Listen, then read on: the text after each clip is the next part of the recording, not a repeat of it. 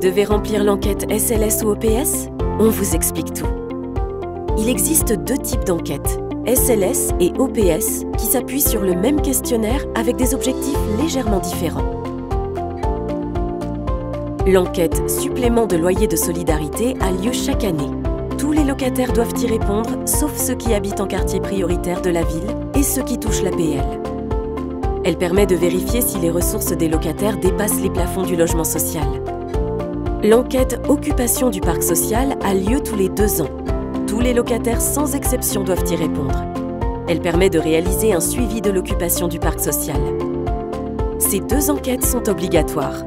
Les bailleurs doivent les mener et les locataires doivent y répondre. Vous avez 1 mois pour y répondre. Si vous dépassez ce délai, vous pouvez avoir des pénalités. Si vous ne répondez pas à l'enquête SLS, vous aurez une pénalité de 25 € non remboursable.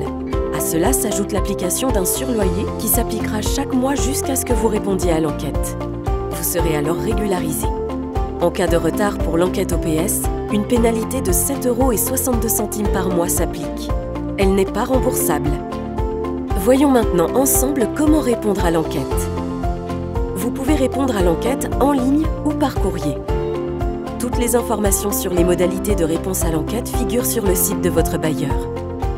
Si vous avez des difficultés pour répondre à l'enquête, nos équipes sont disponibles pour vous accompagner. Vous devez joindre des documents justificatifs. Le plus important est votre avis d'imposition le plus récent.